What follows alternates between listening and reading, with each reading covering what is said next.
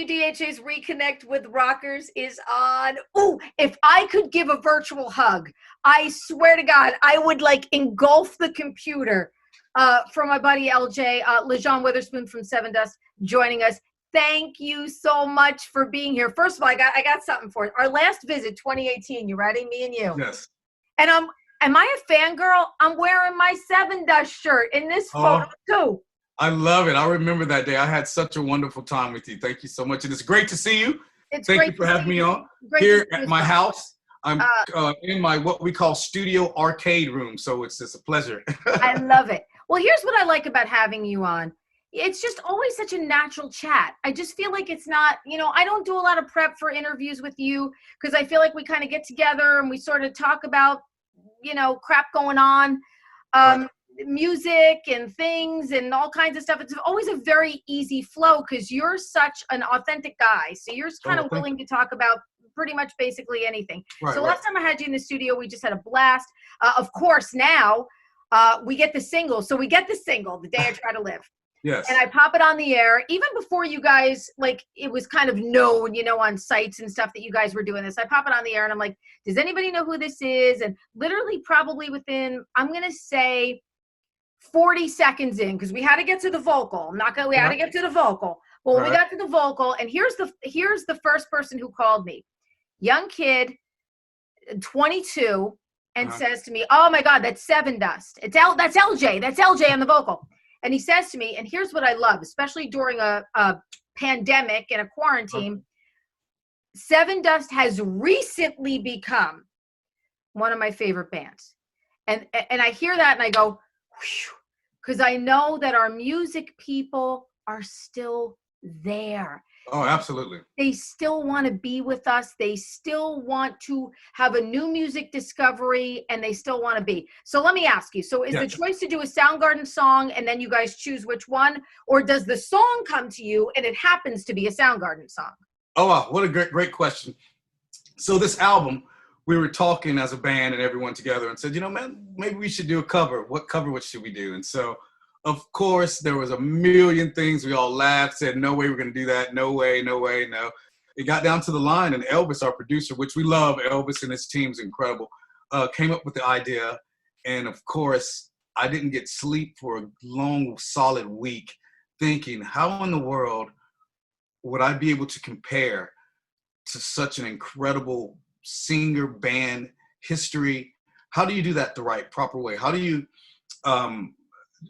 do it to where people will think it's authentic, where people understand it? And so I just went in the studio, and believe me, it was the last song that I sang on this album. And I'll tell you what, the energy, I got chill bumps right now talking about it. It was very magical to do. And I felt like I put my heart and all my energy into it, just like I do with anything with Sevendust. But this was very special, and it's led up to now where we're still kind of waiting to see when the album's going to come out. But this, we felt, was a great thing to put out because it seems like this song fits with what's going on in the world today, and it's so ironic that it does. Yeah, absolutely. I think you guys did the perfect rendition of this song because you kept it authentic. Mm-hmm. You kept it sort of on point with what it was. You reminded people what a great song it was, the lyrics, everything about this song. Thank you. Certainly goes with what's going on. It's a great reaction record. So I saw it from the minute that I put it on the air. Well, you mentioned Elvis Casquette, your producer. Bands that work with him, I mean, for people that don't know, the producer, it's such a weird thing with producers. Oh, absolutely. They become a member of your band, and they have a say in what you do. And sometimes they're brand new to you guys. So it's such a weird thing to have, these producers come in. Now, Elvis worked with you guys on the last record, which was such a defining, I think, record and moment for the band. So he's somebody who, when people work with him, they want to work with him again and again. Absolutely. For me, I can speak for myself personally. I know the band, we all love Elvis. But me personally, Elvis, Jeff, and Porterhouse, just working with them. When I go in for vocals with Elvis, I look forward to going into the vocal booth every single day. There's not one time that I've ever gone in there and not felt like I can do this. It's always, I don't know if it's I feel like Superman when I'm in the studio. So he's able to really punch in on those things that I really make you work hard, I think. So that's why I feel like we go back to Elvis. It's always a good time, and we work really hard together. Yeah, Elvis has worked with, he's almost like a member of Alter Bridge. I think of him as Oh like yeah, an oh, Alter for Bridge sure. member. Yeah. We definitely got a little circle that we all hang in. That's real tight. Yeah.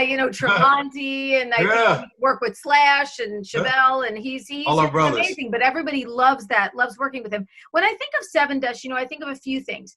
Obviously, everybody thinks the first word you think of is live. Sevendust is probably one of the greatest live bands ever. Wow, There's a loyalty. It's live, loyal, and legendary. Because I think of bands that came, although you guys, emerged from the 90s, I always think of you as a post-2000s band. When you think of 90s, you think of grunge. So when I look at that, and there's that familial, the family kind of vibe with Sevendust fans are so loyal. And I look at you guys as a band that are out on the road all the time, touring, doing the live shows. What has that been like, knowing that you've got a record coming out and putting that kind of on hold and not being able to have that, the fan connection? There are certain bands that have that fan connection, and you guys are the band that has that fan connection. What has that been like for you, for your heart and soul as a musician? No one has asked that question before. That is, wow, that, I had to really sit back and think about that. What has it been like? Thank you for asking that question. It's been, how do you explain an emotion that you've never experienced before when you've never been asked that question? So that's why it's taking me a minute to answer it. It's been the strangest feeling in the world, not only to not be able to be in a crowd, but we're going through it, not being able to go to the grocery stores and to do things normal, not to let your kids play in certain areas or even go outside. It is something we've never felt before. So for me, it's very draining, but I try to make sure that I stay positive.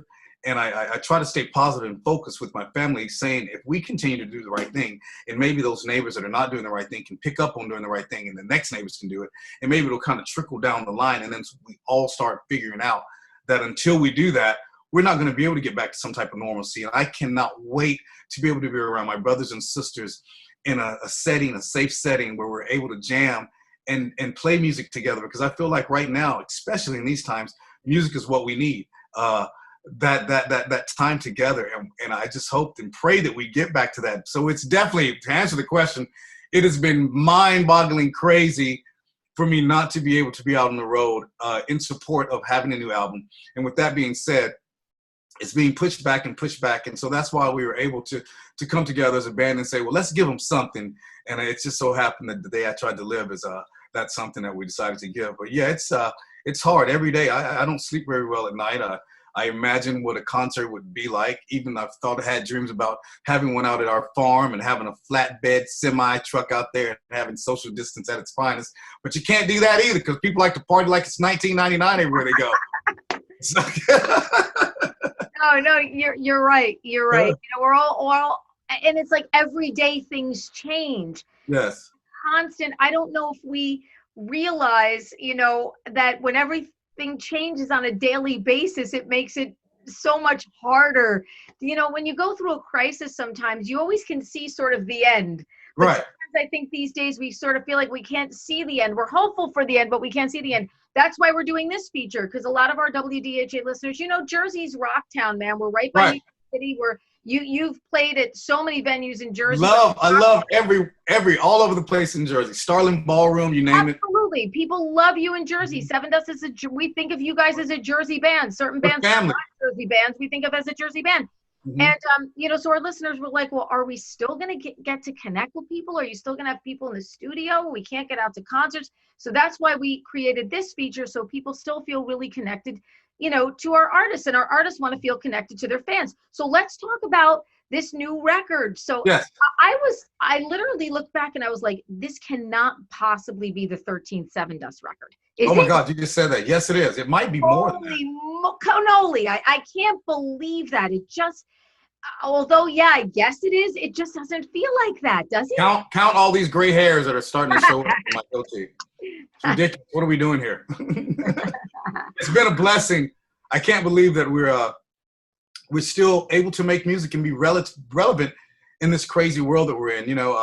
I remember so many bands that we've grown up with that are gone now, and you wonder whatever happened to that band. So it really makes me feel very good and very thankful that we still have the opportunity to be on the radio. And thanks to beautiful people like you and other radio stations that still support and fly the flag for music, for rock and roll, for metal, or for whatever you want to call it.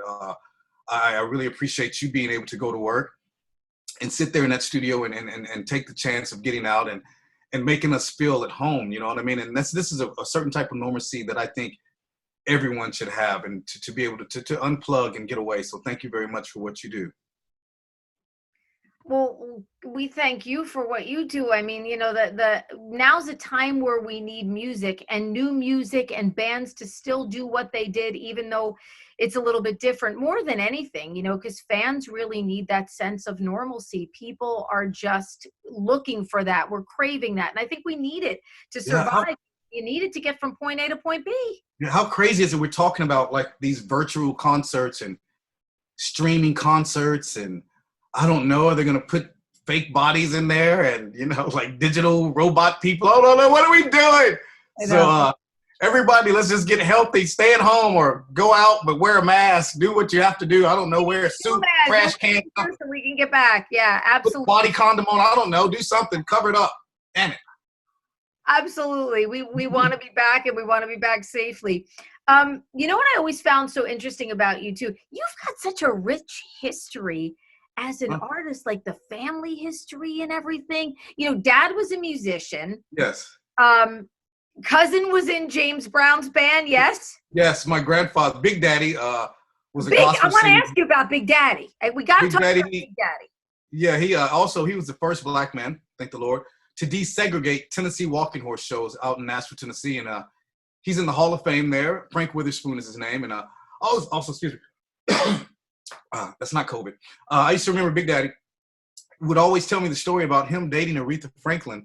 That's crazy. That's crazy. Yeah, and Reverend Franklin, it's a true story. You can't make it up. Used to always talk about how he didn't like my Big Daddy because he knew that my Big Daddy was flirting and messing around, and Aretha liked him. So that was always a fun story to have him tell. Oh, amazing. I mean, now what do you think, LJ? What do you think Big Daddy would think of everything? I mean, he's in the Hall of Fame, you said, in Tennessee, and he was somebody who was always very socially conscious and made a big difference in the lives of people. What would Big Daddy think right now? Would Big Daddy think, you know what, we have really come far, look where we are, or man, we've got a long way to go?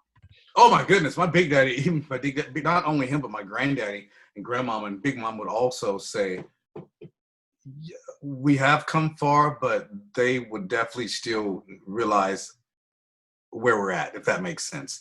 Because I believe the elders, they definitely know more about what was going on, more so than us sheltered kids that were growing up, not really realizing stuff that was happening, because, you know, not all of us grew up in certain areas, if that makes sense. But, you know, I think that those elders in my family, as far as I know, definitely went through things a lot harder than I ever had to in my life. So I don't think that they would be too surprised at what was going on. I think they would still be a little bit appalled of it being allowed to still be happening as senseless as it's happening, as in front of everyone's face. It's definitely has changed our lives, and I hope that it's definitely waking up the world to, you know, to better, to equality, to I can't believe that it was ever like that before, kind of thinking, you know, or it can never go back to that way again. You know, that's something that we can never allow, you know. Yeah. Yeah, absolutely. I mean, you always say, you know better, you do better. Absolutely. And, you know, I think we're at that crossroads right now where we know better, and now is the time to do better. Absolutely. So you mentioned that you don't know exactly when the record is coming out. No, I said, okay, I'll tell you this, because I'm not the guy in the band who likes to go out and say, yeah, this is when it's happening. I have been told via someone very high up. No, there's no very high up. Anyway, that it would be out. I'm kidding. It would be out within this year. We know that, just not exactly, just because everything is changing, you know. So I think within this year it'll be out. Now, I also do know that we're scheduled to go over to Australia with, good day, mates, I love it. With the lovely and beautiful Steel Panther. So that's in the books right now. But other than that, I know that there's things that we're trying to make sure happen slowly. Now, what we call a Nashville run, which is when you go out from Thursday, Friday, Saturday, and Sunday. And we're going to try to start doing that in cities and towns that are going to be allowing that in the future. Not like next week. You're not going to see us like hanging out at Coconuts jamming or nothing, So we're trying to wait until that. But that right there at least is good news, because a week ago we didn't even have that. It was absolutely. Absolutely. And you know what? Every band I talk to that I've done this feature with that has a record waiting to come out has a record waiting to come out. Right. It's crazy. It's crazy. Everybody's moved their dates. There's sort of a different way of, putting your music out. I know that we will probably get more music and then a little more music and a little more music from you guys. And I think that that's something to absolutely 100% look forward to. And I can't wait till we're able to connect face to face. And hug each other. Studio, do a big giant hug. You're one of my favorite people to talk to, and congratulations on, first of all, giving us a record. I think that right now, man, people just so need. Everybody loves it. I think, you know what, my prediction, it's going to be a number one record on the active rock charts. Wow. Well, that would be a blessing. That would be great. And ultimately, at the end of the day, I want to say thank you for all the love. I feel like you're my sister. We've grown up together, so I really mean that. This is not like a regular interview. This is like a family. We're talking like at home, like, hey, what's up? If we weren't filming this, we would still be talking the same way we're talking. So it's not fake at all. But I want to say thank you, and everyone out there, stay safe. I think everyone thinks that we all know that we're smart. We know, like you said, right from wrong. And at the end of the day, we're all trying to make it through this together. And the only way we can do that is if we're all doing the right thing. So I can't wait. It's going to be a beautiful time once we get back together. Think about this in Jersey at a concert, and we're rocking out, and we haven't been able to do that for over a year. Think about how much fun we're going to have once we do it safely. It's going to be amazing. Yeah. And I think we're going to appreciate it all that much more. Absolutely. LJ, thank you so much. All the best to your beautiful, beautiful, gorgeous family that I see. Oh, thank you.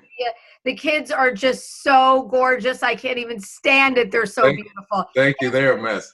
It's probably been nice too to be dad and have a little, extra dad downtime and not have that pounding on you where got to do this, got to do that, got to do this, got to do that. Relish this time because it's not going to be here forever. Absolutely. You know what? I thought me and my wife would have probably been divorced by now. I'm kidding when I say that. But it's this time has made us grow closer together. It's been, so, like you said, I'm not at home with a lot of this stuff, because we're out on the road. So for me, I've definitely taken advantage of being daddy and being able to do all the things and waking up and just loving every second of it, because eventually, I'll be back out there on the road. So yeah, you're right. Daddies and mamas, you take advantage of loving your family as much as you possibly can. What do we call it? Alone together in these times. Absolutely. And so looking forward to the new Sevendust release. LJ, Lajon, thank you so much. I love you, my brother, my friend. And a big virtual hug. I can't wait till we get to do it in person. Thanks for connecting with us today. And I love you, and I'll see you soon. DHA's Reconnect with Rockers is powered by Advantage Contracting and by Karis Lock Company.